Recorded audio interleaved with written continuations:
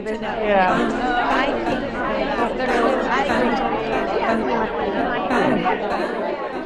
Welcome to the Babblery. Working, parenting, playing, voting, advocating, and creating as women.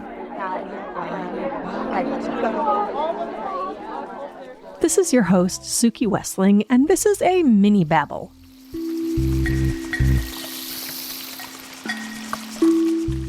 Being a scientist can be so inaccessible. By telling the personal stories, I feel like that it sort of communicates that you can do it. There are so many ways to be successful as women, as scientists, and here is just this like beautiful compilation of stories that show that it is possible. Herpetology is a science with a dubious distinction. It is one of the least diverse professions, especially in terms of gender. It is not uncommon for women herpetologists to find themselves the lone woman at meetings, in research groups, and at conferences. The profession also tends to be practiced by men who grew up as boys with access to nature, leading to racial and geographic imbalance. My guests on this episode noticed their own uniqueness. In fact, it was often pointed out to them how unusual they were. But they also noticed the special bonds they formed with their female colleagues around the world. So one day, they set out to do something about it. The result is a book, Women in Herpetology, 50 Stories from Around the World. It also resulted in a community of 50 women who have become long-distance allies. Let's meet 3 of them.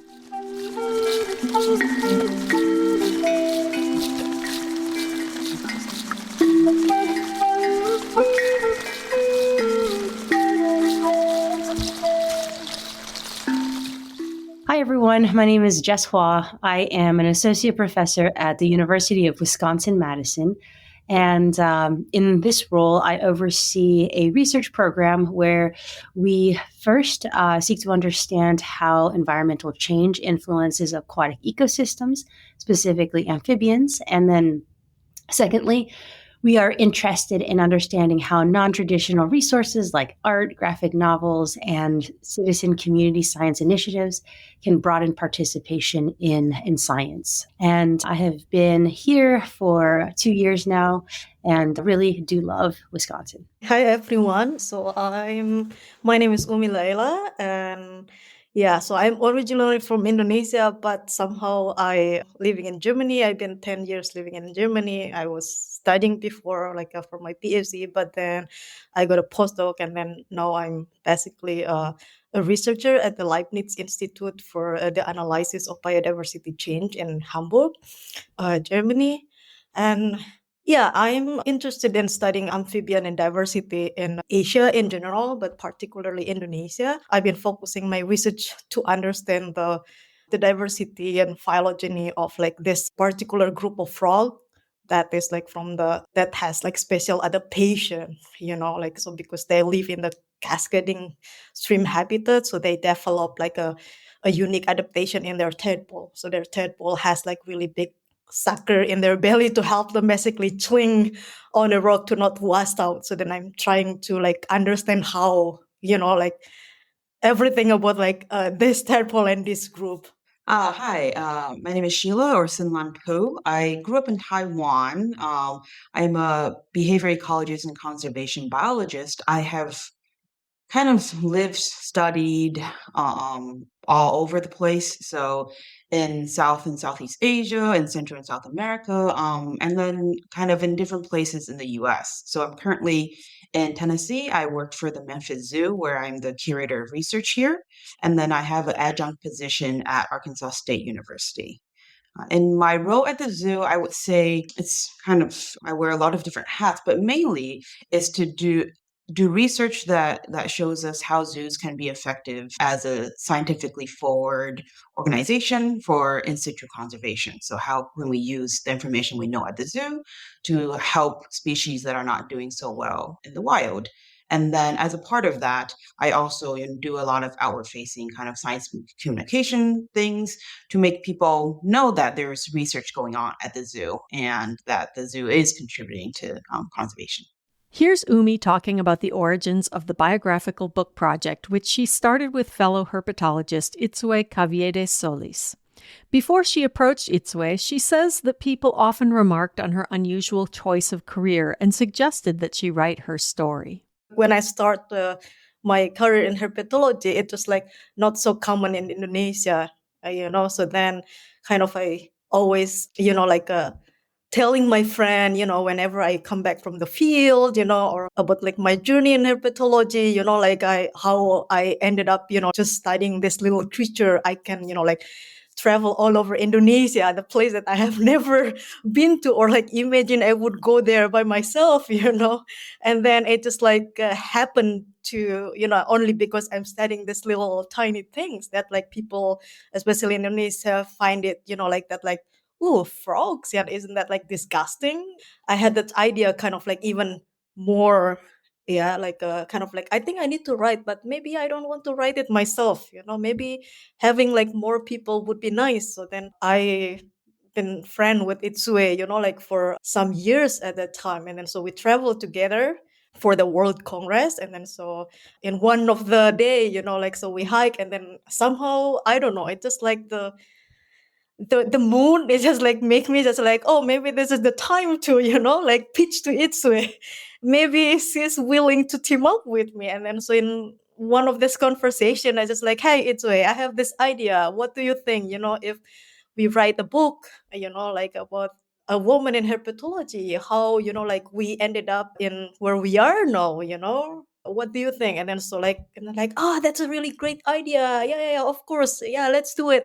Umi and Itsue knocked the idea around for a while, but realizing they hadn't made progress, they reached out to their friend Sheila Poo. So Umi and I have known each other for, it's been 14 years now. And so we first met my first semester as a graduate student when I had just moved to Singapore from the US. We had, a conference, and we met, and we actually roomed together after kind of only meeting for a day or so. We were young students at this workshop, and we've, stayed in touch on and off throughout the years. There's not that many, people, let alone women, doing herpetology in Southeast Asia. So it's a very small group.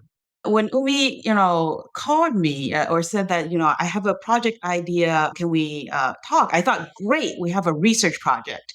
This is going to be wonderful. We're going to work on some amphibian project. I can do field work with her. I've always wanted to, travel to these parts of Indonesia. And she was either had finished or was wrapping up her PhD. I think, this is great. This is going to be a great excuse to, do branch out in my work. And then she talked about this. So it came kind of out of left field. Neither of us had worked on the book before. I'd never been on a project that was not focused on research itself. It is science, communication or adjacent, but not, it's not like our traditional science project. So I was like, oh, well, that's not what I was thinking of, but that seemed interesting. I had met Itsue, and so Itsue Cavieta Solens, who is assistant professor at Swarthmore. So she was a postdoc at Lingnan in Hong Kong, Lingnan University in Hong Kong at the time. So I met her for one lunch. Didn't really know her very well, but it sounded like a great project. And Umi is one of, if not the most positive person I've ever met. So when she talks about a project that you just heard, there is this enthusiasm of, no, we should do this. This will be great. We can do this. And this will be a great project simply because she's so enthusiastic about it. So it was, I think I am maybe more a conservative or cautious person of the group. So I thought it was great, but I had no kind of concept of how we were going to even, pull this off. And at the beginning, it was just a very simple idea of, we don't see that many women represented in people that are successful in our field. That comes with issues of, when we have run into problems. So speaking for myself, when I run into problems, I had actually just around that time went through a few cases where I wanted to seek advice from other people and realized that my mentors wouldn't be able to give me that advice because it was these hidden barriers that they would have never come across. So they really couldn't help, say what should I do in these circumstances. Not that they're not great mentors, it's just difference of circumstance. So it really just started with a very simple idea of seeing more representation of people that looked like us or looked different from what you would assume a person that studies or works with reptiles and amphibians would be. One of the herpetologists that the team reached out to was Professor Jessica Hua at the University of Wisconsin-Madison. I was so surprised. I still remember because it was Itsui who emailed me, and I was like, "You want me to write a story?" Like, I felt so like, why me? Because to me, my journey sort of feels a little bit different than most people, in that I feel like a lot of people in this field love herps. They love amphibians, they love frogs, and for me, I feel like I got so lucky getting into this field. The reason I got into this field is almost 100% happenstance. So when I went to college, the reason I went to college was purely for athletics. I wanted to play basketball, and this was the institution that was going to allow me to do so. And so like I spent my entire first 3 years just doing the college athletics, and that was my focus. I also come from a refugee family, so there's also the extra pressure of what are you going to do with your opportunity? What are you going to do with your life? And so I did pursue biology because that was something that I thought my parents would be happy about. And so that's sort of when the two areas came together. One of my teammates was like, if you want to be a doctor in biology, you should probably do a research experience. And of course, everything was so far behind for me because I was just so focused on playing sports that by the time I applied to a research position, there were only 2 positions left. I could have either worked with a plant or with an amphibian. And at that point, I remember very distinctly the reason I chose working with amphibians.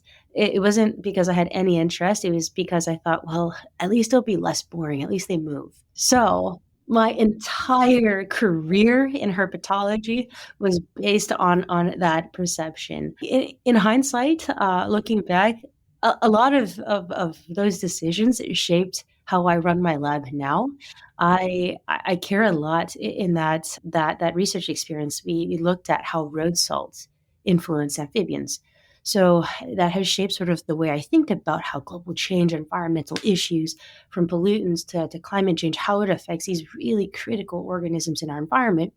But also the fact that I knew nothing about amphibians, I knew nothing about research, that really is something that shaped the second aspect of my research program, which is how do we get people to care about these topics? How do we get people to even understand that this is something that is important to protecting amphibians? Why should you protect amphibians? I think what Sheila said about or what Umi said about these are so gross, like that is absolutely something that goes through my family, and they're so cool. I wouldn't have thought so when I started, but now I definitely do. So yeah, when Itsui first reached out to me, I was like, are you sure? I did.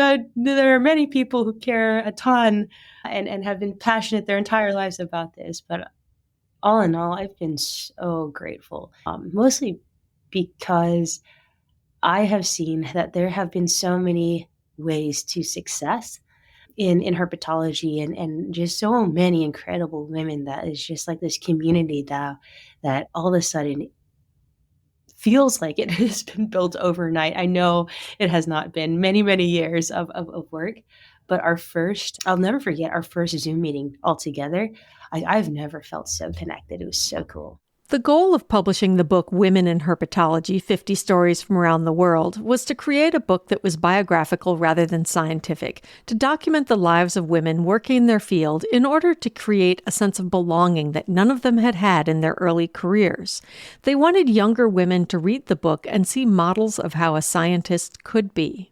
People know, like folks out there know about scientists. They always know, like us through what we write, in the scientific publication, but then like no one really know like how these people get there, or what is like the story behind whatever they read, So then I guess in this case, for me, it's probably like easier or more appealing to know, like, because someone not gonna be there without a reason. Everything has a reason, everything has a process, and then it will be, like much more. It's just like nicer or like easier to connect if you know like the story. Yeah. And then so every person has different stories how they get there. And then in this case sometimes, or like I looking back to my experience, and then I can also now like relate to what uh Jess just said, because like, oh, either plant or amphibian. I mean, that was what happened to me as well, because like even how I studied amphibian, it was also like accident. And then that's why I always like tell people that I actually like trap, like to study amphibians. And then later I just trapped myself, that's why I stayed. Because it was also like coincidence. It was just like an expedition, and then like it was my friend was supposed to go, and then she told me about this expedition. And then I reached out to the professor, and then he just like give me this option: if you want to join the expedition, you need to study either amphibians or snakes or lizard, and that's it. And then I told him like, oh, I like plants. And it's like, no place for plant people. Yeah. So then, just like from that one story of myself, then I realized that like, the story behind everything that what you see now, it's like, I guess it's more important because it's giving you explanation. So I guess that is like one of the reason, or like the connection.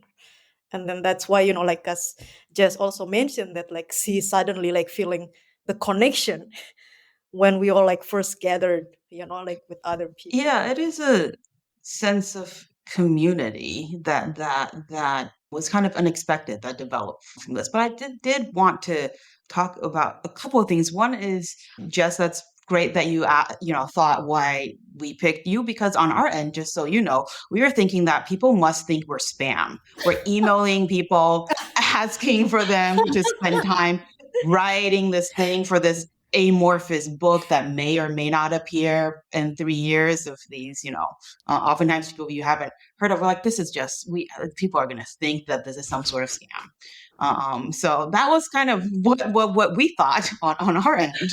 That's hilarious.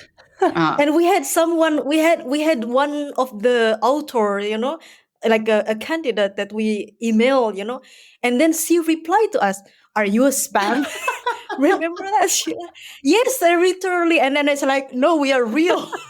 And then though she ended up like not joining, and then but then she put us in touch with like the other person. Yeah. But then yeah, and then going back to kind of making it more of a personal biography or narrative rather than kind of a science heavy book, I think that was also a discussion. Everything actually was a discussion amongst Umi, Izui, and I. And I think the discussion of making it more of this, first person narrative is that we wanted the audience. So we thought about, who we would want to read this book, and we wanted it to be people, obviously everybody, but geared towards the reading level that's high school or college, somebody earlier on in their career where they can see this representation and it might make them, think differently just about the world around them, or people that they kind of hadn't really thought of in one way or another before.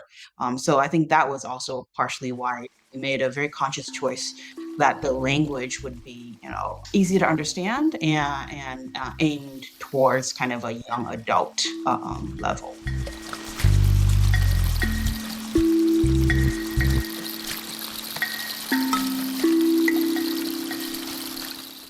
I was an undergrad, and I was in a biology class. I should say that I picked biology because I was an international student studying in a second language. And I thought, well, biology is easier to study because history is so subjective and, literature is based off of your upbringing. And biology, I just need like a dictionary. I can translate and I'll be able to learn all of this. So I switched fields and decided I would take some biology classes. And the graduate student came into our classroom and wanted some extra undergraduate labor, free labor, and said, "Here's a picture of a frog. Does anybody want to volunteer in my lab for free?" And I thought, well, that sounds fun. I mean, I didn't even know that would be, a valuable thing to do. I just thought I had some extra time and, why not? And that, led to now what has been a career. So it is really by happenstance.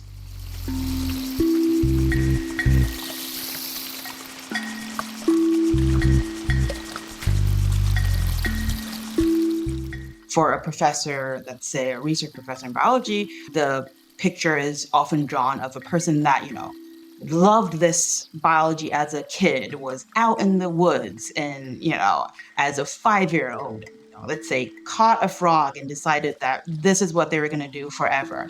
I grew up in Taipei City, which is this vast metropolis, and it's not something that I ever thought of. It's not even something I thought of when I first went to college. And then you realize that there are other people, I read just a story and I realized that there are other people that you kind of fall into it, and it's a perfectly legitimate way to build a career, but you don't often hear of those.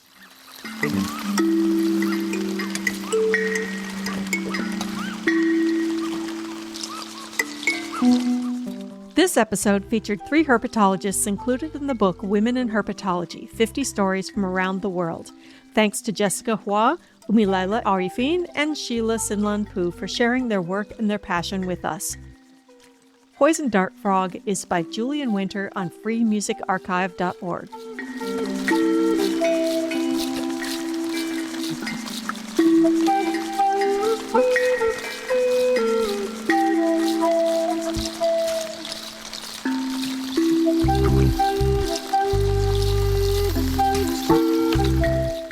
Thanks for listening.